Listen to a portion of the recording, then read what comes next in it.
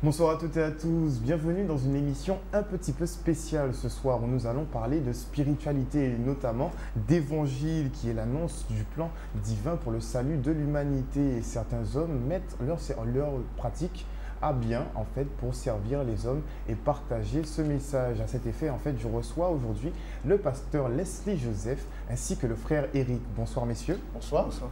Donc, pasteur Leslie Joseph, c'est un plaisir de vous recevoir. Donc, vous travaillez, vous êtes arrivé ici en France, enfin en France, pas en Guadeloupe, mais en France en 98. Tout à fait, Ça fait oui. quand même 12 ans maintenant. Et avant, vous viviez aux États-Unis. Tout à Donc, fait. avant de devenir un homme de foi, si je puis dire, un prêcheur qui quand même travaille beaucoup avec les jeunes, que faisiez-vous? Écoutez, juste avant, j'étais soldat militaire dans les forces armées américaines. J'étais un GI, soldat, basé un petit peu partout dans le monde, justement. Et j'ai reçu mon appel à Okinawa, au Japon, pour pouvoir changer de voie et devenir ce que je suis aujourd'hui, un homme de Dieu. Donc justement, vous étiez un homme, si on peut dire, de guerre quand même. Est-ce que c'est ce qui vous a marqué justement et qui vous a décidé à vous porter vers une voie, on ne va pas dire plus saine, mais quand même plus douce, plus calme, pour pouvoir faire passer un message autre que celui des armes? Non, je ne pense pas. Je ne pense pas que c'est cette formation-là qui m'a amené à être pasteur. Je pense plutôt que, en tant qu'homme militaire en voie de recherche, je cherchais ma voie. Je suis passé par là et c'était une très bonne formation pour faire ce que je suis aujourd'hui. Mais je n'ai pas voulu changer à cause d'une quelconque caractéristique d'être militaire. Non, non, non. C'est réellement un appel. J'avais une carrière. J'étais appelé à travailler pour le Pentagone aux États-Unis, donc j'avais une vraie carrière tracée devant moi. Et de pouvoir laisser ça derrière et passer à être pasteur, prêcheur, prédicateur, c'est réellement un appel. Tout à fait. Donc vous parlez d'appel concrètement. Donc c'est vous qui avez choisi ou vous pensez avoir été choisi? J'ai été choisi, totalement.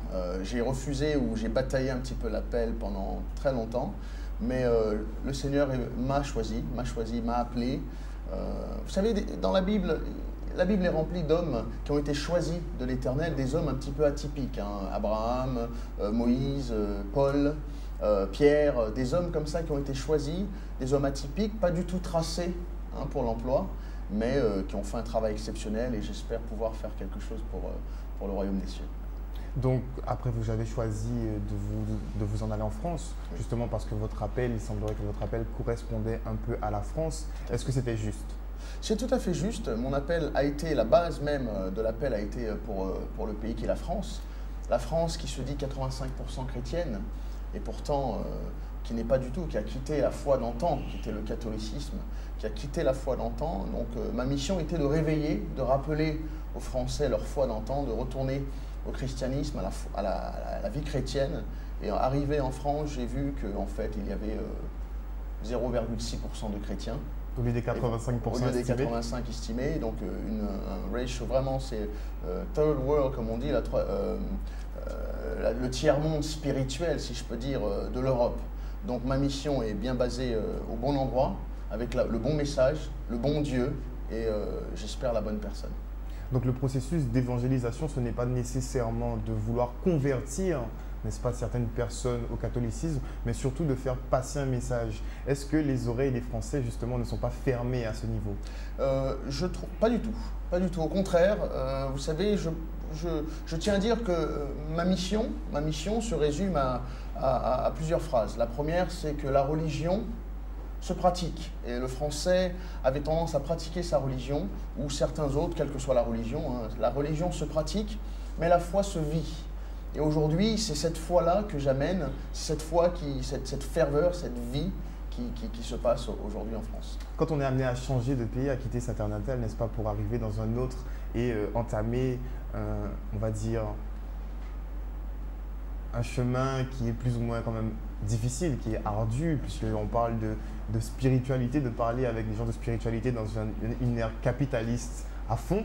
Oui. Donc, quand vous avez dû changer, vous êtes arrivé en France, comment s'est passée la transition et comment avez-vous fait pour mettre sur pied justement ce nouveau mouvement? Écoutez, ça a été très difficile, je ne vous le cache pas, que ça a été très difficile parce que bon, j'ai quitté tout ce que j'avais, tout ce que je connaissais, tout ce que je pensais avoir, pensais savoir, et j'arrive dans un pays assez assez différent de ce que, voilà, ce que je m'attendais.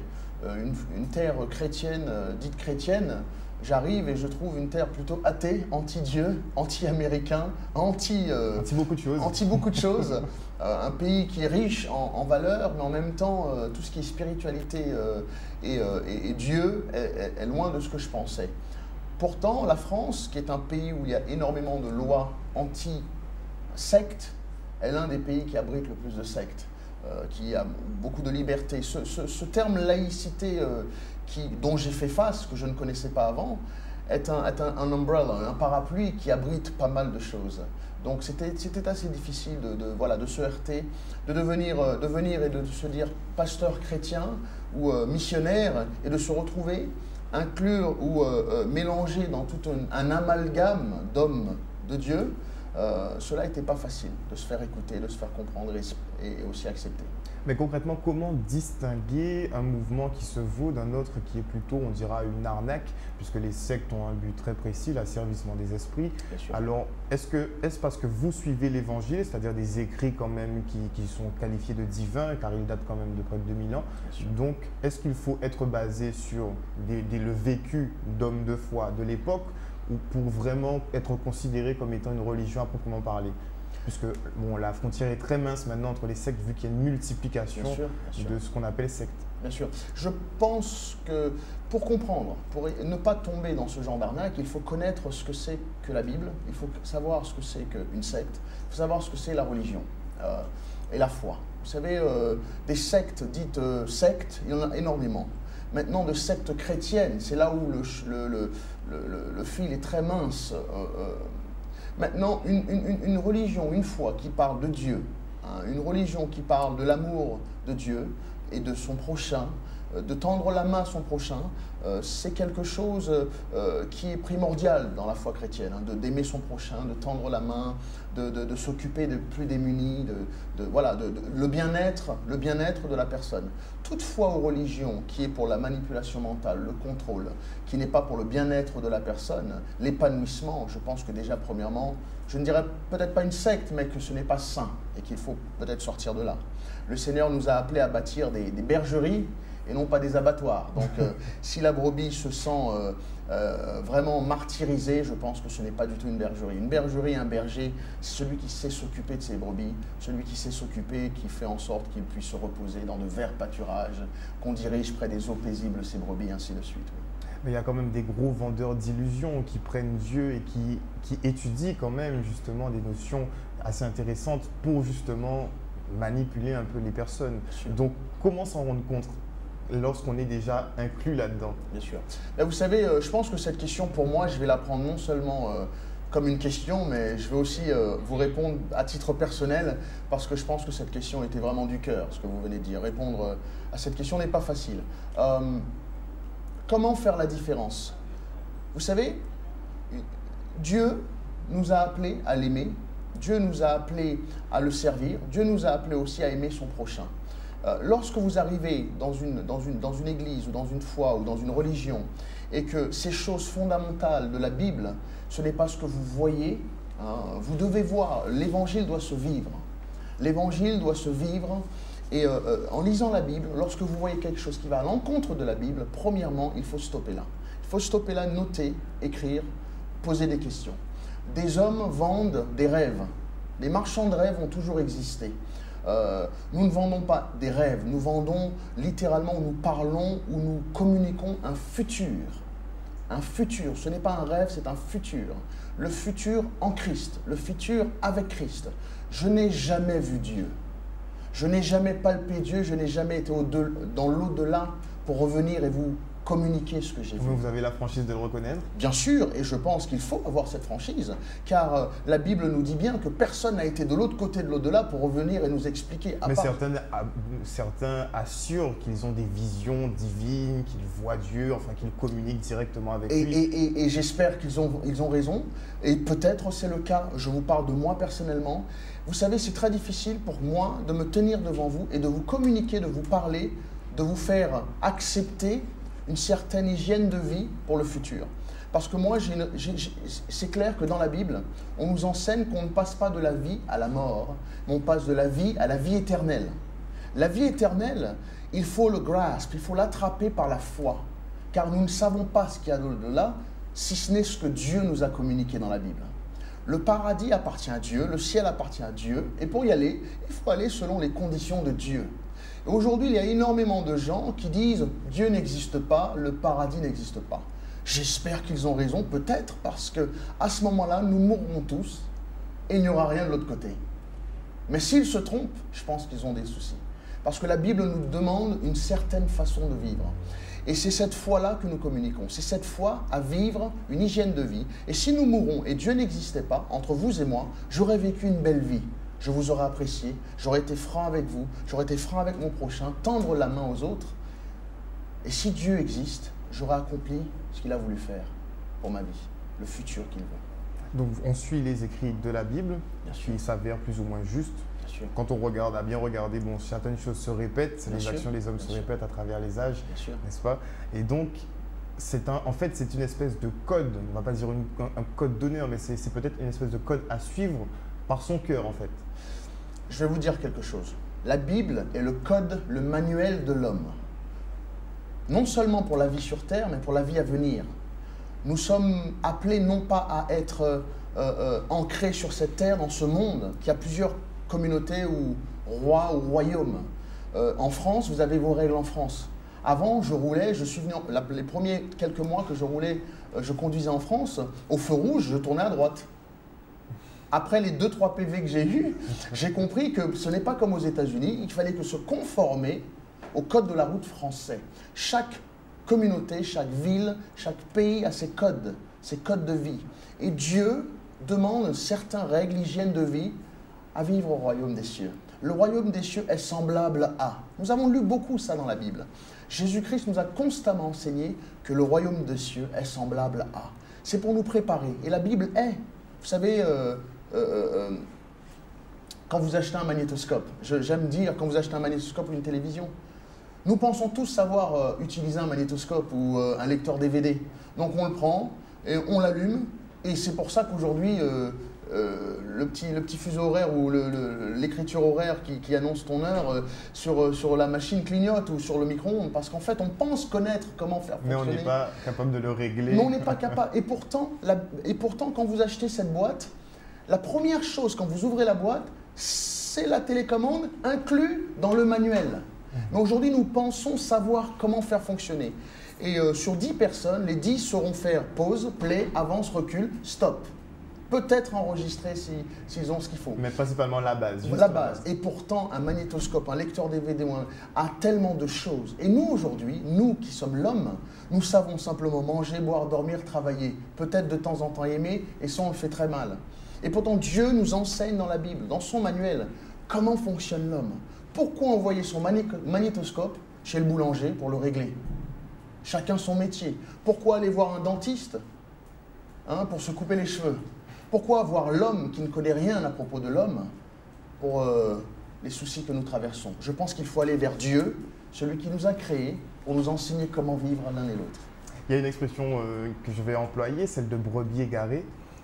On peut considérer que la plupart des gens maintenant justement courent vers l'athéisme en fait, puisqu'ils ne veulent plus croire en quoi que ce soit, non seulement parce que les sciences se développent et les sciences ont tendance à justement écraser l'aspect spirituel des choses pour justement développer des vérités générales, si on peut dire. Bien sûr. Donc, est-ce que les gens ne sont pas un peu conditionnés à rejeter tout ce qui peut être expliqué d'une autre façon? Je voudrais rebondir là-dessus d'un premier temps de cette façon. À notre honte, en tant que pasteur, berger, nous n'avons pas su expliquer correctement la Bible. Parce que de la même façon que le peuple meurt par faute de connaissance, le peuple peut être libéré et vivre avec la connaissance. Et ce peuple qui meurt, cette foi qui meurt en France, et je parle pour la France et dans le monde, cette foi qui est en train de littéralement mourir, c'est par faute de connaissance. Et si aujourd'hui nous avons des hommes qui sont capables de prendre cette connaissance, de l'enseigner, le peuple revit. Et je suis en train de voir toute une communauté en France, à Paris, en Guadeloupe et toutes nos églises un petit peu partout dans le monde. Nous avons plus d'une centaine d'églises et nations un petit peu partout où ces hommes et ces femmes revivent. Ils ont la vie en eux. parce qu'ils ont cette connaissance. Donc, les brebis égarées sont notre erreur. Et Jésus-Christ est venu dans les rues de Galilée un jour et il est sorti, il était triste. Pourquoi? Parce qu'il avait vu que les brebis étaient délaissées. Et il a dit, vous savez, il faut prier le maître de la moisson afin d'envoyer, non pas des pasteurs, non pas des prophètes, mais des ouvriers. Car travailler est quelque chose d'assez demandant. Tout le monde veut être berger. Il pense que c'est simple. Ça ne suffit pas de prendre 10 têtes de bétail et d'être berger. Ça ne suffit pas d'avoir 20 personnes dans son église et d'être berger. Il faut savoir les nourrir, prendre soin d'eux, savoir quand ils vont mal, savoir comment s'en occuper. Et non seulement être berger, mais l'un des premières missions que Jésus-Christ nous a données, c'est d'être pêcheur d'âmes. Et personne n'a envie de mettre sa main, sentir le poisson, mettre l'hameçon, se lever tôt. Le poisson, tôt, il est en haut. Plus le soleil se lève, plus le poisson descend et c'est plus difficile. Donc il faut travailler tôt, il faut s'y prendre tôt, il faut s'occuper des gens. Et les gens ont besoin qu'on s'en occupe. Les églises ne font plus le travail. Aujourd'hui, c'est les associations. Je ne vais pas citer des noms, c'est les associations qui nourrissent les gens. C'est les associations qui aident les enfants. C'est les associations. Et c'était le travail de l'église. C'est à nous de nous occuper de notre prochain. Mais est-ce que tout homme, justement, ne devrait pas naturellement déjà s'occuper de son prochain? Absolument, tout homme. C'est la règle d'or. Donc ce n'est pas quelque chose qu'on peut blâmer en soi. Vous savez, l'homme grandit et l'homme devient égoïste parce qu'il ne connaît pas. Il ne connaît pas, il ne sait pas quoi faire. L'homme grandit et depuis très jeune aujourd'hui, nous devons nous battre tout seuls, nous débrouiller tout seuls. Une mère grandit et une mère élève son enfant seul. L'enfant n'a pas de père, l'enfant doit se battre, doit tromper, tricher, mentir pour avoir une bonne note parce qu'il n'a pas le père qui est là pour lui faire voir les notes. La mère travaille, l'enfant grandit, ne connaît pas ses parents, ne connaît pas sa mère. La première personne vers qui cet enfant tend les bras, c'est la nounou, parce que la mère doit travailler. Donc la société est déréglée. La société est en voie et ne se cherche, ne se reconnaît plus. Et aujourd'hui, nous voyons ça dans cette jeunesse, dans cette société d'aujourd'hui, où tout ce qui est vrai est toujours remis en question parce que pour eux, ça n'a pas marché pour eux. Mais est-ce qu'ils ont réellement eu la vérité quand ils étaient jeunes? Donc justement, peut-être que pour ceux d'un certain âge, qui sont déjà arrivés à un certain âge, qui ont déjà leurs idées figées, il est peut-être déjà trop tard. C'est un peu pessimiste de le dire, mais bon, c'est peut-être le cas. Et vous favorisez en fait le travail justement avec les jeunes. Oui, il n'est jamais trop tard. Tant qu'il y a du souffle de vie, il y a de l'espoir. Il n'est jamais trop tard. Mais faire changer l'esprit des hommes, c'est quelque chose d'assez difficile. Ce sont des quêtes qui demandent des milliers d'années à peu de choses près. On voit que c'est quand même, on parle beaucoup de Jésus justement, de ce qu'il a fait. Je pense que Jésus était un grand homme qui a marqué son ère par ses actions, par ses dires. Il était assez juste dans ce qu'il faisait, ce qu'il disait. Mais ça n'a pas empêché les hommes d'avoir une certaine crainte, si on peut dire, de lui, d'être aussi grand et de le mettre sur une croix et d'en finir avec lui de cette façon-là. Bien sûr. Vous savez, celui qui l'a mis sur cette croix pour en finir avec lui, ça a été ceux qui justement ne voulaient pas changer. Mais Jésus-Christ… Donc est-ce que le monde veut changer réellement? Est-ce qu'il n'y a pas une volonté extérieure qui veut que les choses restent comme ça, qu'on aille vers plus de décadence, justement? Écoutez, ce que vous dites est vrai, mais en même temps, vous avez tout un groupe, et j'aime m'inclure dans ce groupe-là, qui révolutionne son monde. Je suis en train de révolutionner ma génération. Quand je mourrai, je quitterai cette terre, les gens se rappelleront du travail, non pas peut-être de moi, mais du travail que j'ai essayé de faire dans le cœur des gens. Les gens sont prêts à changer. Ça fait depuis 2000 ans que la foi chrétienne et Jésus-Christ, ce nom-là est constamment prononcé. La Bible est encore le best-seller aujourd'hui, publié à des milliers d'exemplaires chaque jour. La Bible est le livre qui se retrouve sur le chevet du plus grand nombre de l'humanité. Donc je pense que ce Jésus qu'on a cru, cet homme qui est venu il y a plus de 2000 ans, le fils d'un charpentier dans un petit village, qui a osé dire qu'il était le fils de Dieu et qu'il allait sauver le monde, certainement est en train de sauver le monde. À l'heure d'aujourd'hui? À l'heure d'aujourd'hui. Ce n'est pas chose prouvée. Écoutez, vous avez une personne devant vous qui a été sauvée par ce même Jésus-Christ aujourd'hui. Oui, mais dans les proportions, c'est quand même non négligeable. On voit le monde aujourd'hui, c'est… Vous parlez d'un point de vue peut-être français ou européen. Non, on va parler au niveau mondial même. Écoutez, je rentre de Chine il y a quelques semaines. Et en Chine, ça devient le pays numéro 1 chrétien, de foi chrétienne, évangélique dans le monde. L'Afrique est devenue le deuxième pays le plus christianisé au monde. Ce n'est plus l'Europe, ce n'est plus le Nord qui est chrétien aujourd'hui, c'est le Sud. La tendance inverse, mais il fallait se rappeler que lorsque nous avons, ou du moins nous, le Nord, dans l'Europe, où nous avons cru penser, bon, aller sauver ces sauvages avec la foi chrétienne, aujourd'hui c'est sauvage. Regarde la France et l'Europe et se disent... c'est eux qui nous ont amené la foi chrétienne et eux ils sont athées. Allons un petit peu les aider. Et je pense qu'aujourd'hui les missionnaires sont en train de reprendre le bateau. Aujourd'hui c'est l'avion dans l'autre sens pour prêcher la foi chrétienne dans des pays qui étaient à la base chrétiennes. Le travail se fait à l'inverse et ça marche. On peut dire que la roue tourne. Donc, est-ce qu'on peut parler justement d'hypocrisie de certains qui ont développé dans un but très précis pour après abandonner ses croyances? Je pense, oui, tout à fait. Je pense qu'il y a certaines hypocrisies. Mais vous savez, l'homme est toujours en quête de connaissance. L'homme est toujours en quête. Ça a été d'ailleurs la promesse à ce serpent sur cet arbre. Si tu manges de ce fruit, tu auras la connaissance. Ce que Dieu voulait nous éviter, parce que quand on est en quête de connaissance, on cherchera toujours. On a une vérité, mais on veut peut-être qu'il y a autre chose. Et donc on est toujours en quête de cette connaissance. On a sondé les eaux. Quand on est arrivé au bout, on a dit ok, il n'y a plus rien, on est remonté. On a sondé la terre. Bon, quand on est arrivé au bout, maintenant on est en train de sonder le ciel. On est en train d'aller toujours plus haut. Mais vous savez, je vais vous dire une chose. Les choses de base qui restent simples, c'est la foi, c'est Dieu, de se dire que Dieu nous a créés. Nous pouvons plus facilement croire qu'on descend du singe, et vous ne m'avez pas vu grimper à quoi que ce soit depuis que je suis là aujourd'hui.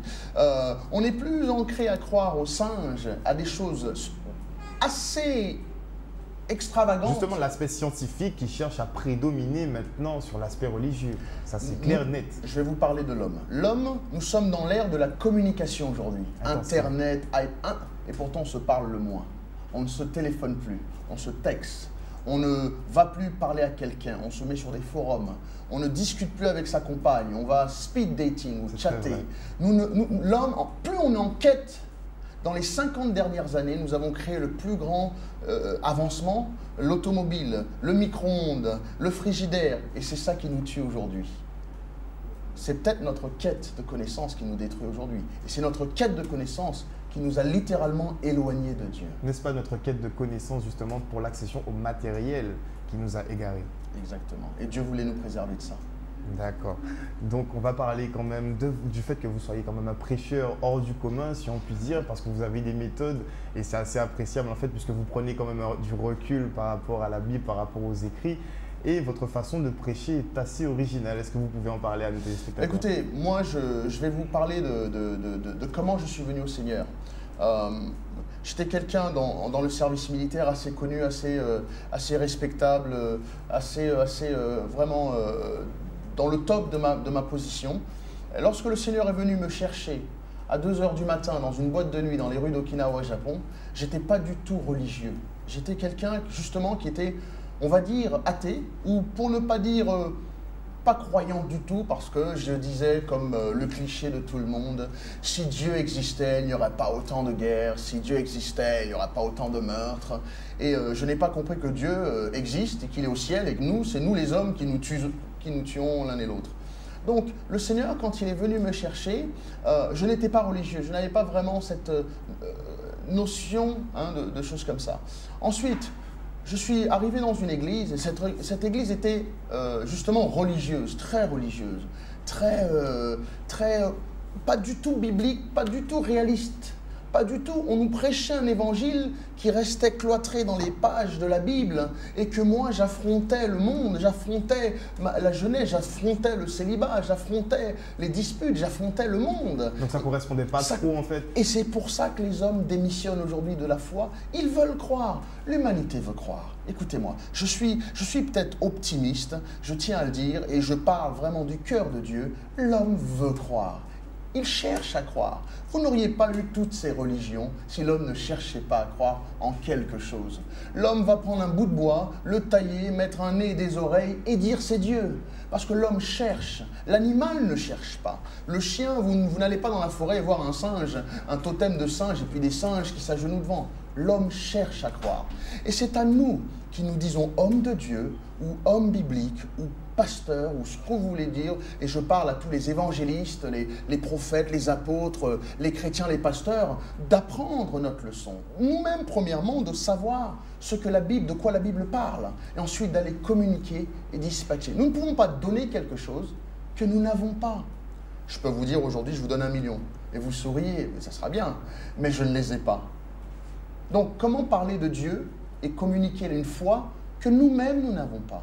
Donc, c'est ce qui m'a amené à rechercher la Bible. C'est ce qui m'a amené à prendre la Bible et de la lire et de l'appliquer. Je me suis dit, si la Bible et la foi chrétienne est pour aujourd'hui, ça doit pouvoir s'appliquer aujourd'hui.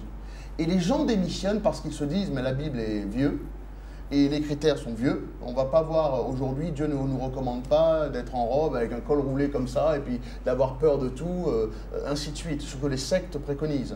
Ce que certaines autres religions demandent à certaines femmes, deux hommes, un certain type d'habillement, un certain type de façon de faire.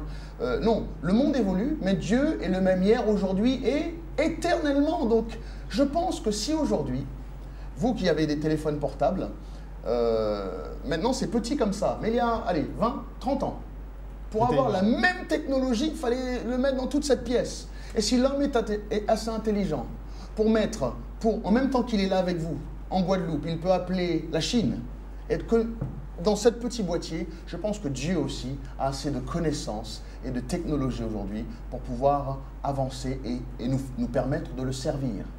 C'est ça qu'il faut communiquer aux hommes. C'est l'évangile avec des baskets, qu'elles soient Nike ou Adidas. C'est l'évangile qu'on peut porter, habiller, communiquer aujourd'hui. Et par-delà le monde où il y a toutes les églises et nations, où le ministère dont je suis impliqué, je peux vous dire que la jeunesse, les hommes et les femmes, j'ai baptisé jusqu'à 82 ans. Je baptise des gens de 15 à 82 ans, des hommes et des femmes qui se disaient musulmans, athées, dans de la magie, dans tout ce qui... ou même qui se disaient catholiques, qu'ils arrivent et qui acceptent, qui disent « c'est cette foi-là que je cherche ». La raison pour laquelle je la communique ainsi, c'est parce que moi-même, la religion, ce n'est pas la religion qui m'a sauvé. Je suis content d'avoir rencontré Dieu avant la religion. Je suis content d'avoir rencontré Dieu avant, je dirais même, des chrétiens. Quand vous dites Dieu, est-ce que vous parlez plus ou moins d'une révélation? Bien sûr, d'une révélation. Vous savez, j'étais en boîte de nuit, 2 h du matin. Une femme à droite, une femme à gauche. Bouteille de JB et ainsi de suite par terre, je ne fais pas de pub, mais d'alcool sur la table. Et une bagarre éclate. Une bagarre éclate parce que j'étais quelqu'un qui était jalousé ou par ma position militaire et ainsi de suite. Je suis Marines, GI, et je me retrouve dans une boîte de nuit de l'armée et de l'Air Force, donc ça ne fait pas bon mélange. Une bagarre éclate. Et pendant cette bagarre, j'ai senti un appel. Mes amis tenaient cet homme et il allait y avoir cette bagarre. Et soudainement, j'entends une voix qui me parle dans mon cœur et qui me dit littéralement, aujourd'hui, ton monde va s'écrouler. Mon monde va s'écrouler. Et je regarde un petit peu partout dans la boîte de nuit et je me disais, mais qu'est-ce qui se passe? What's going on? Qui me parle? Et finalement, on m'appelle, on me dit, sors, descends, cours, parce que là-bas, la bagarre, ça tapait partout. Je descends de la boîte de nuit et je m'arrête juste devant la porte et je dis, Seigneur, c'est toi Dieu, parce que j'ai toujours demandé, si tu existes, je veux te servir. Je veux te servir. S'il y a une puissance au-delà de nous et ce Dieu réel, je veux le servir. Alors j'ai fait quelques pas, et à 200, 300 mètres de la porte, je m'agenouille à 2 h et quelques du matin, dans les rues d'Okinawa au Japon, et je dis, Seigneur, si tu existes, je veux voir ta puissance aujourd'hui. Sinon je me ferais tabasser, je pourrais mourir, je ne te servirai plus. Pas du tout. Et à ce moment précis, nous avons eu des hommes qui couraient, qui me cherchaient, et un est passé devant moi, 2, 3, 4, 5, 27 personnes sont passées devant moi sans me voir à genoux par terre. Je les voyais, j'attendais d'être frappé. Ah, je me suis trompé, non pas 27, 26 sont passés, parce que le 27e s'est arrêté devant moi et m'a vu. Et il a levé la main pour me frapper, et soudainement, Il entend des voix plus loin qui disent « Il est là-bas, on va l'attraper ». Il me regarde, il secoue la tête et il s'en va. Pour moi, c'était une révélation que Dieu existait. Les écailles étaient tombées de mes yeux. Je me suis levé, j'ai fait demi-tour et j'étais chrétien depuis. Mais c'est aussi parce que vous aviez le désir au fond de vous de changer. Absolument. Donc il faut commencer par soi-même, en fait, déjà avoir le désir de trouver certaines réponses. Je vais vous dire une chose. Ce que vous dites est tellement vrai parce que l'homme doit désirer, doit chercher, premièrement, le royaume des cieux, chercher Dieu, rechercher Dieu. Mais vous savez, la Bible aussi dit que c'est Dieu qui vient vers toi. La parole, elle est claire. Dieu nous aime tous. Dieu a tant aimé le monde. Jean chapitre 3, verset 16. L'Éternel a tant aimé le monde dans notre condition. Il m'a tant aimé moi dans ma condition de fêtard et de non-croyant. Il nous a tant aimé, le drogué qui est dehors. La maman qui est seule, celle qui est dans les rues, la prostituée, le voleur, le brigand, celui qui est dans la drogue, qui nous regarde aujourd'hui. Dieu l'aime dans sa condition, qu'il a donné son Fils unique, afin que quiconque croit en lui ne périsse pas, mais qu'il ait la vie éternelle. C'est le cadeau de Dieu. Et je parle à tous ceux qui sont en Guadeloupe, qui sont dans cette position-là. L'Éternel les aime de cette façon. Nous, peut-être, on n'arrive pas à les aimer, mais l'Éternel les aime dans leurs conditions. Et si cet amour est tendu pour eux, s'ils viennent vers cet amour, ils seront reçus. C'est comme si vous me dites, vous avez faim et soif, vous venez chez moi, il y a à manger sur la table et vous ne mangez pas, mais vous avez faim et soif. Et je vous dis, tu sais, si tu veux manger quelque chose, n'hésite pas, sers-toi. Et que tu es là et tu dis, voilà, j'ai tellement faim et soif.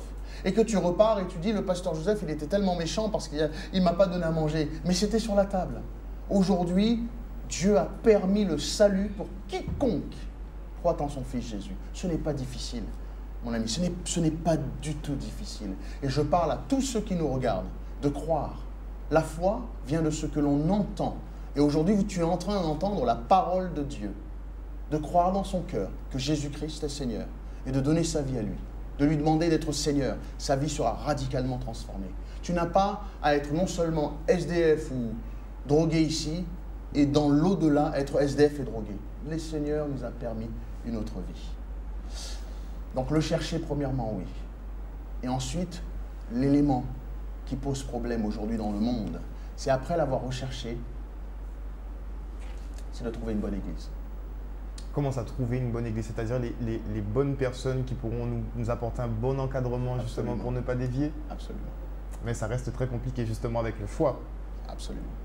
D'accord. Donc justement, vous avez commencé à évangéliser les banlieues quand vous étiez encore sur Paris et vous êtes arrivé ici aussi par la suite. Donc comment s'est passée cette transition-là? Puisque vous voyagez quand même beaucoup, donc on pense que l'évangélisation quand même c'est un travail de longue haleine. Absolument. Et qui se fait un peu partout. Absolument. J'aime dire aussi qu'un arbre, plus il est gros, plus il faut des coups de hache pour qu'il tombe. Ça fait longtemps et très longtemps que nous n'entendons plus la saine doctrine. Et aujourd'hui, parcourir le monde est ma mission. J'ai fait le monde, les continents, tous les continents. Il m'en manque un, mais c'est parce que j'ai pas été. J'ai baptisé, j'ai marié, mené des centaines de mariages, des baptêmes, alors des milliers de baptêmes. Aujourd'hui, nous sommes en train de baptiser à partir de 40 voire 50 personnes tous les mois. Tous les semaines, nous avons baptisé plus de 40. La semaine dernière. Ici en Guadeloupe. À Paris, en Guadeloupe, nous avons un baptême ce samedi. Et nous avons énormément de gens. Et encore une fois, je m'adresse à toute la Guadeloupe, les frères et sœurs ou des gens qui connaissent des gens qui ont besoin de venir au Seigneur, se baptiser ce samedi à 10h sur la plage de Babin. 9h, vous pouvez venir à partir de 9h sur les plages de Babin, je pense que c'est à Mornalo. Il y aura une session de baptême. Que tu sois chrétien depuis longtemps, que tu sois dans telle église ou que tu sois, je ne sais pas, et que tu as foi en Dieu. Car le baptême est important. Je suis venu aujourd'hui pour pouvoir mener le peuple vers Dieu, reconnecter le cœur des enfants vers son Père, vers leur Père qui est le Père Céleste. Donc ce samedi, il y aura baptême. Mais j'ai baptisé par-delà le monde.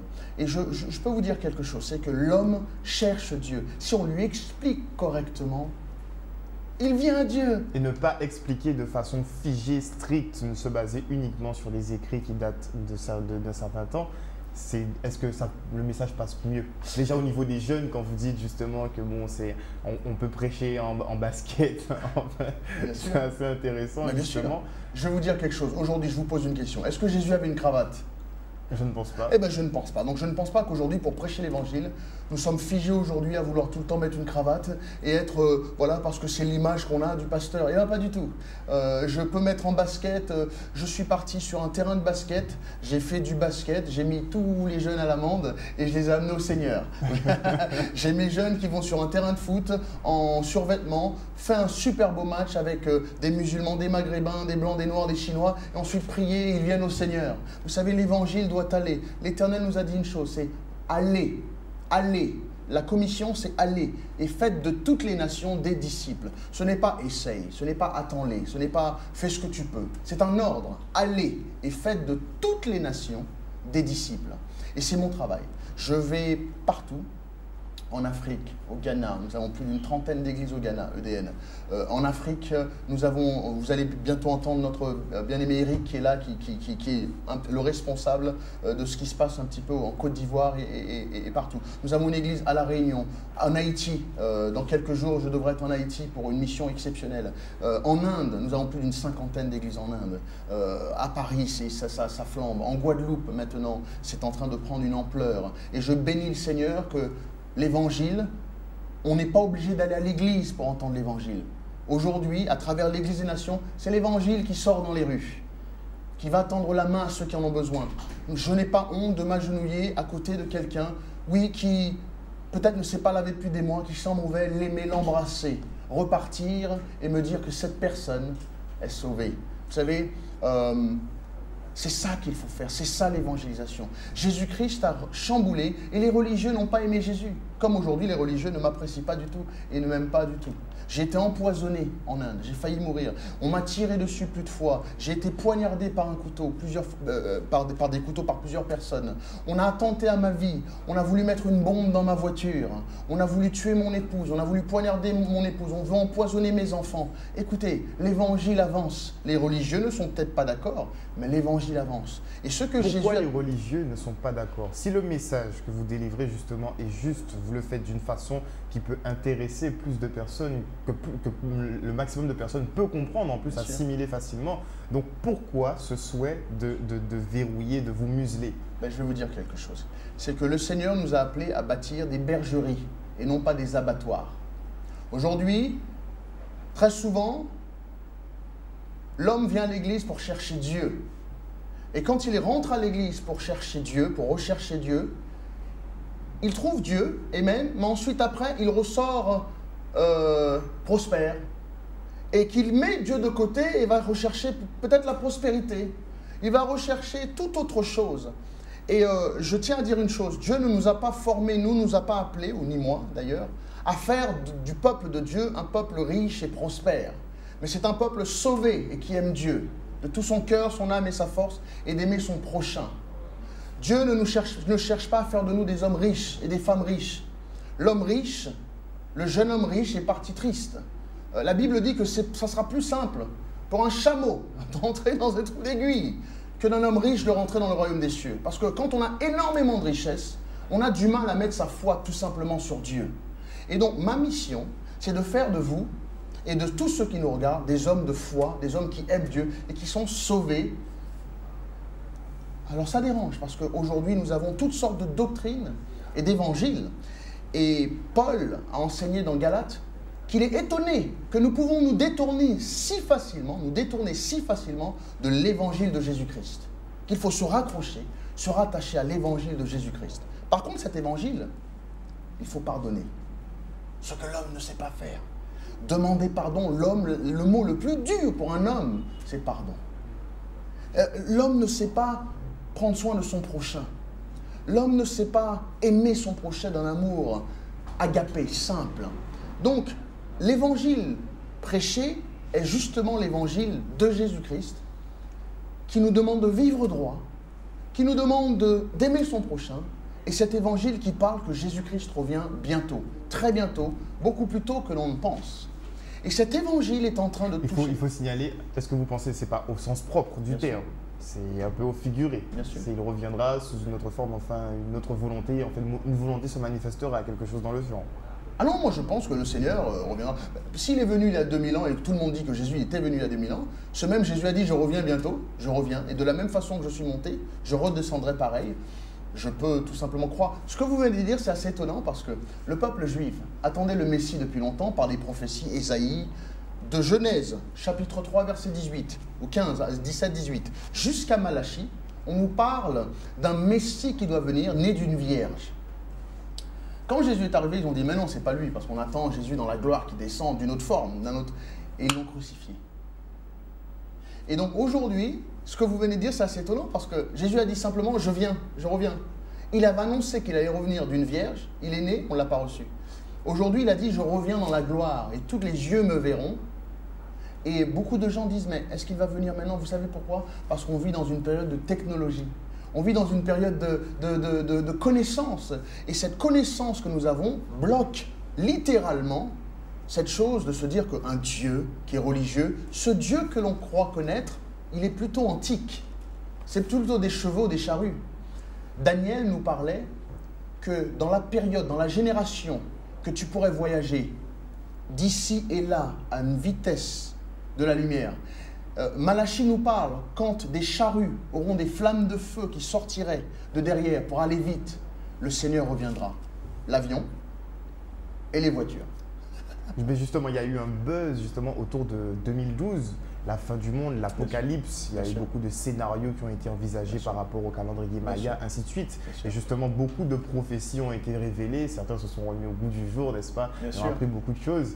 Donc, on arrive, est-ce qu'on n'arrive pas finalement à un blackout, à un finish, et qu'il faut qu'il y ait quelque chose qui arrive pour changer les choses? Bon, ce que vous venez de dire, c'est un petit peu la théorie Maya. C'est pas mal. Je comprends ce que vous voulez dire.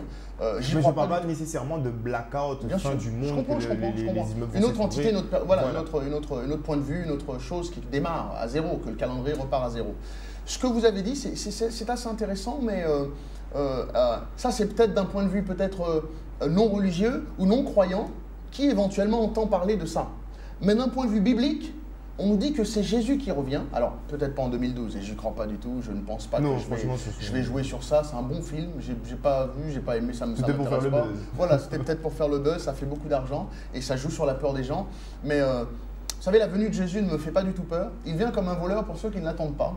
Moi, je l'attends. Donc, je suis ravi. Je ne risque pas d'avoir peur. Et les membres de l'Église des Nations ne risquent pas d'avoir peur. Justement, on les joyeux, on attend, on dit ouf, qu'il revient. Vous savez, aujourd'hui, nous n'acceptons pas le fait que Jésus revient, encore une fois, parce que nous voyons Dieu. Notre image de Jésus, c'est un monsieur qui a longue barbe, avec une longue robe, des sandales, des babouches, et puis qui marche, qui est un petit peu assez babacool, très, très relax, et que pour aller visiter ton frère, il faut prendre un âne, et puis qui s'arrête en plein milieu de la route, des chevaux. C'est l'image qu'on a de Dieu et de tout ce qui est la foi. Mais comprenez-moi, si l'évangile était écrit il y a tant d'années, forcément, ils doivent parler de ce qu'ils connaissent. Ils doivent parler d'idées, de choses qu'ils voient. Donc, au jour d'aujourd'hui, en 2010, il n'y a plus de charrues, de ceci. On se balade, on roule à 180 à l'heure. Donc, de parler de ça avant, les gens ne comprendront pas. Et à cause de la Bible qui est restée collée, qui est restée bloquée à l'Antiquité, on n'arrive pas à voir un Dieu moderne. On n'arrive pas à comprendre un Dieu moderne. Et c'est ça qui... Les gens, les hommes, pensent qu'ils sont si intelligents avec leur téléphone portable et iPad et pensent que Dieu ne peut pas. Si Dieu décide, pendant que tu es sur ton iPad, paf, de venir te parler sur l'iPad, il peut. Dieu peut avoir un mécène aussi s'il veut, il n'y a pas de souci. On pense que Dieu ne peut pas venir nous parler. Si, Dieu est réel aujourd'hui. Et sa venue est réelle. Il a dit dans sa parole, Matthieu 24, Matthieu 25, il a parlé dans Thessaloniciens, il a parlé dans Corinthiens, qu'il revient bientôt. Il a dit une chose assez précise. Il a dit, je suis venu pour donner ma vie sur la croix pour vous. Ensuite, je vais auprès de mon Père pour vous préparer une demeure. Afin que là où je suis, vous serez avec moi. Bon.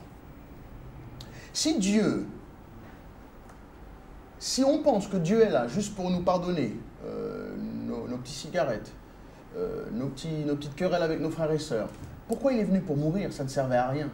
Il aurait pu faire ça de son trône. Okay. Il est venu donner sa vie à la croix pour racheter nos fautes. Il fallait un sacrifice, payer pour nos fautes. Ensuite, une fois qu'il a payé pour ces fautes-là, que nous puissions être adoptés par Dieu, que nous puissions avoir cet accès à Dieu. Et la colère de Dieu va se répandre sur la terre. L'homme est méchant. La nature de l'homme est méchant. Le voisin ne se parle pas. Aujourd'hui, les jeunes cambriolent la petite dame de son fromage qui monte dans les escaliers dans les rues de Paris. Et on détruit la planète, Et on détruit la planète, on creuse des trous. On est dans une folie, dans une frénésie de connaissance. Et Dieu le savait que ça allait faire ces choses-là. Dieu savait que la connaissance allait nous détruire. Dieu savait que la connaissance allait nous faire sortir du voie qu'il avait prévu pour nous. Mais Dieu doit punir la terre. Dieu doit venir et simplement changer tout ça. Donc cette idée, je vais vous rejoindre un petit peu, cette idée de dire que Dieu va venir et changer, changer cette idée, cette idéologie, et repartir à zéro comme un compteur de voitures, et bien quand il va le faire, je ne pense pas que des méchants, des brigands, des voleurs, des meurtriers, des hommes avec des bombes nucléaires vont encore exister, sinon ça ne servira à rien. Quand vous changez le moteur, vous faites quelque chose, vous remettez tout à neuf. Voilà. On ne peut pas prendre un morceau de tissu propre et le mettre dans un vêtement qui est déjà vieux. Ça va se déchirer. On ne peut pas mettre du bon vin dans des vieilles outres. Et le nouveau vin qui va descendre sur terre, la terre doit être renouvelée.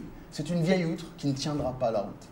Donc on ne peut pas répandre cette seconde. Il y a quand même certaines choses qui peuvent tracasser, on peut dire, qui amènent des questions, comme le fait que Dieu créa l'homme à son image. On est d'accord là-dessus. Donc techniquement, on peut dire que Dieu réside en chaque homme.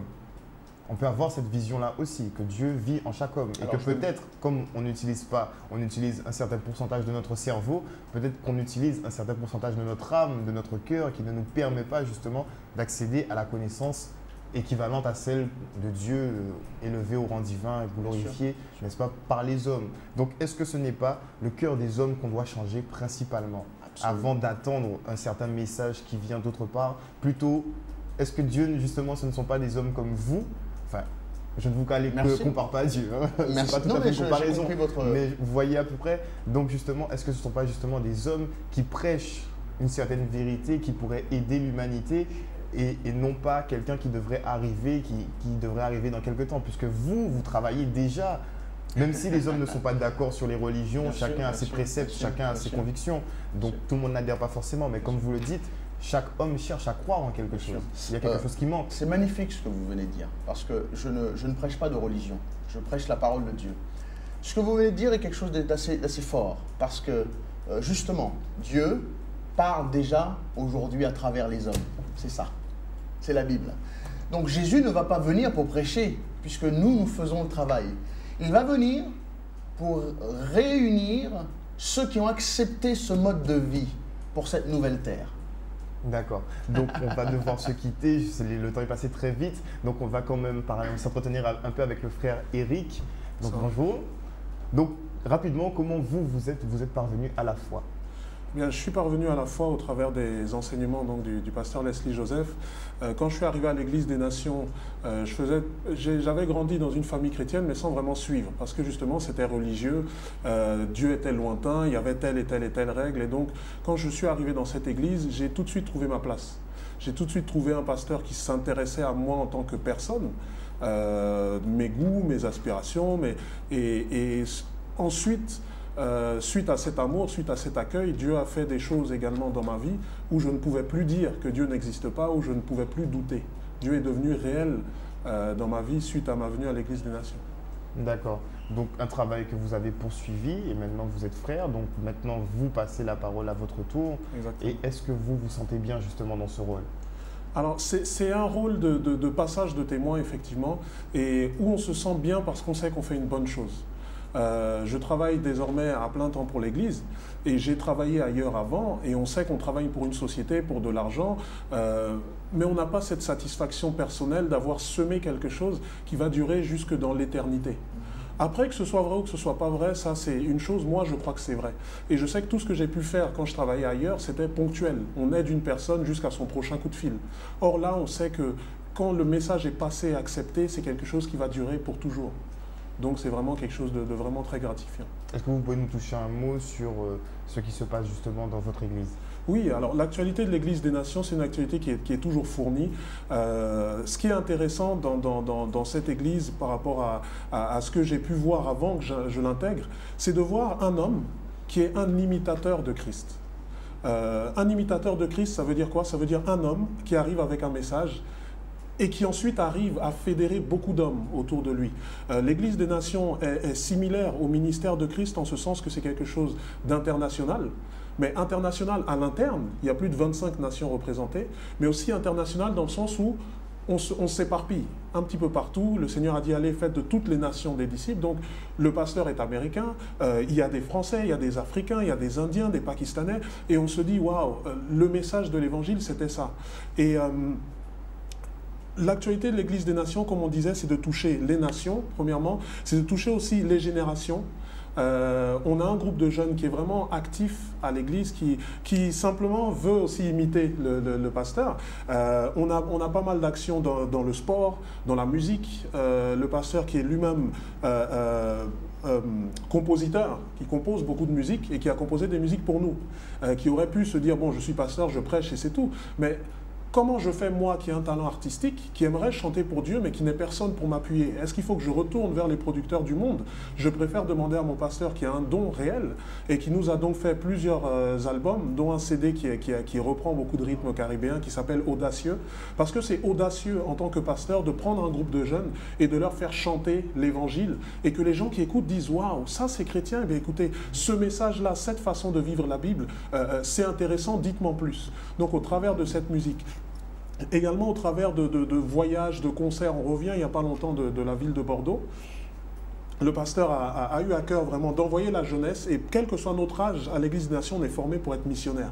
Donc si tu as 80 ans, tu es formé pour être missionnaire avec tes voisins de 80 ans. Si tu es jeune, l'Église a mis à notre disposition un minibus, aller dans la France, parler, et vraiment on a pu toucher une église, une assemblée, et leur montrer une façon de vivre la foi qui est vraiment pour toutes les générations et qui les a vraiment intéressés. Le pasteur disait tout à l'heure aussi quelque chose d'extrêmement important, qui est que la Bible est le mode d'emploi de l'homme, et qu'aujourd'hui, si l'homme n'arrive pas à correctement fonctionner, c'est parce que malheureusement, on lui a parlé de beaucoup de choses sans lui parler de son mode d'emploi. Et dans nos actualités, j'en profite pour vous parler de quelque chose que j'ai ramené, un ouvrage de l'Église des Nations. Les médias viennent, les journalistes viennent, énormément, plus de 20 médias viennent et se disent, mais il y a une façon de parler de l'Évangile qui est intéressante, qui fait que tout le monde trouve sa place et qui est béni. Et l'essence même de l'Église des Nations, qui intéresse tant de médias, tant de personnes, est résumée dans deux ouvrages qui sont ici. Le premier, c'est un petit fascicule de 12 pages qui parle de Jésus revient bientôt, et qui est la raison d'être de l'Église des Nations, parce que si on fait tout ça, c'est parce qu'on pense que Jésus revient nous chercher.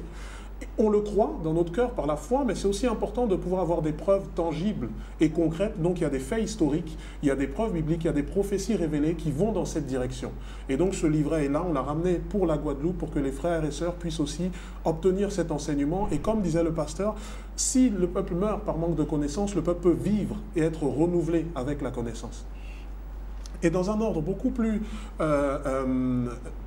également ouvert, mais aussi plus étoffé, ce livret-là de 44 pages qui s'appelle « Qui tu es réellement ?»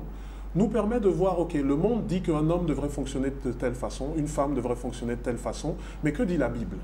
Et dans cet ouvrage, vraiment, des personnes croyantes et non croyantes ont réellement été révolutionnées de voir qu'en fait, Dieu avait un plan de A à Z pour chaque homme, pour chaque femme, et de savoir que peut-être que si le couple va mal, c'est parce qu'on ne savait pas quelle était notre position. Peut-être si la famille va mal, les enfants vont mal, la délinquance et toutes ces choses, c'était déjà écrit, la solution était déjà là dans la Bible, et le pasteur nous met sous une perspective non religieuse, comment être un homme, comment être une femme, comment être un jeune, comment obéir à Dieu, servir Dieu et réellement atteindre le potentiel que Dieu a mis dans chacun d'entre nous.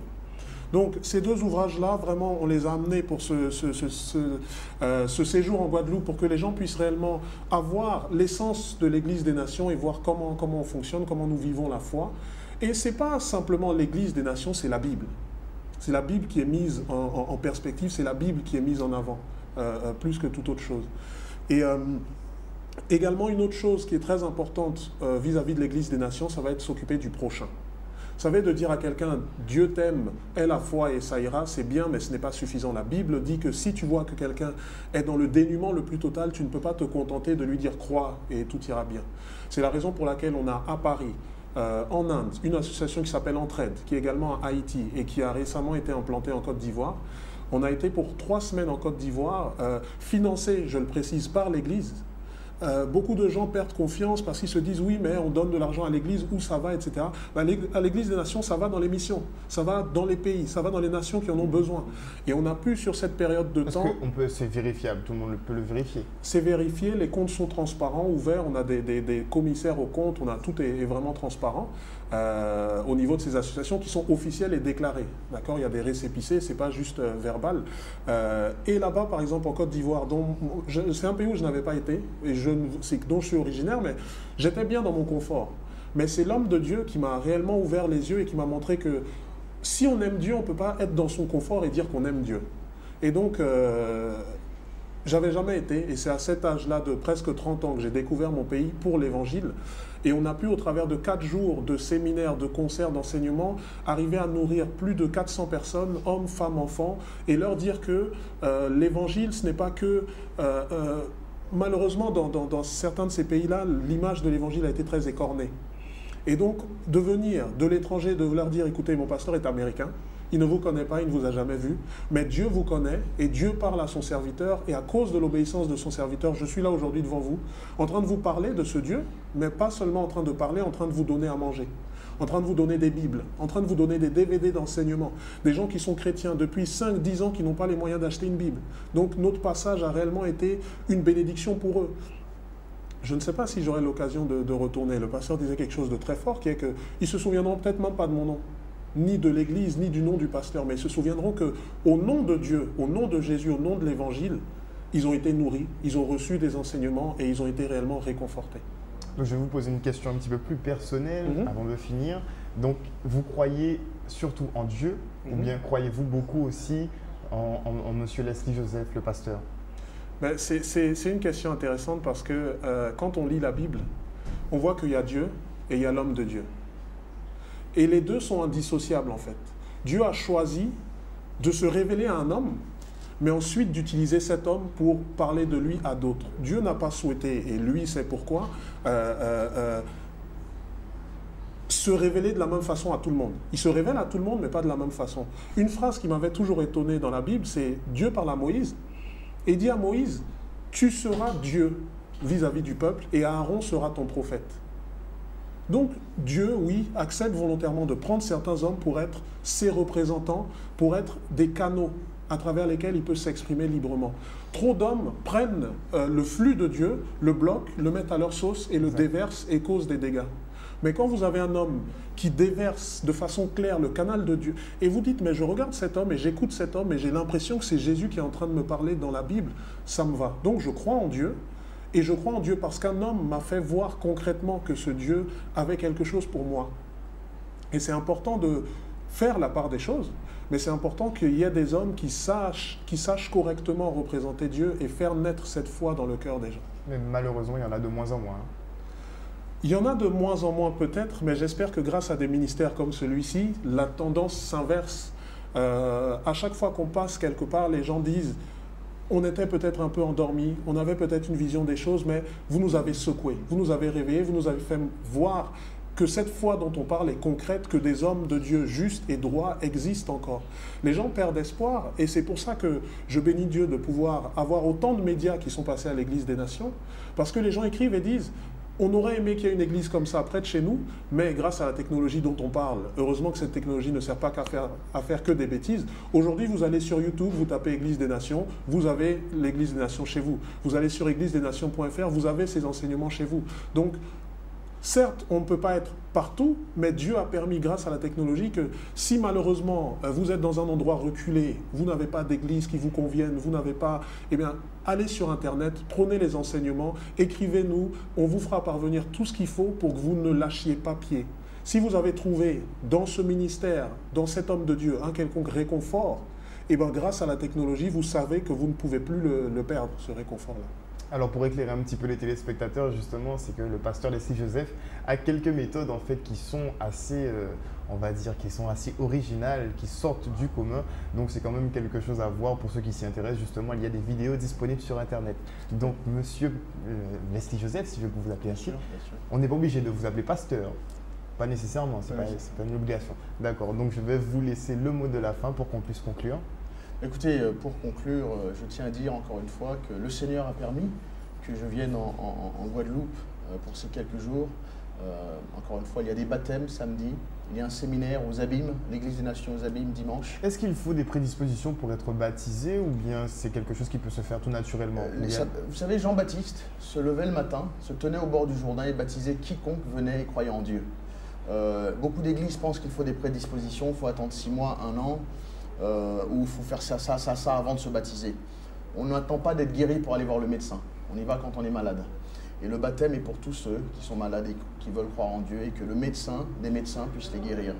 Donc aujourd'hui, je tiens à inviter tous ceux pour le baptême qui pensaient, qui aimaient Dieu, qui voulaient se baptiser déjà, qu'ils soient membres de l'Église des Nations ou membres d'une autre assemblée ou simplement croyants chez eux, et à venir samedi. Dimanche, séminaire le matin et l'après-midi.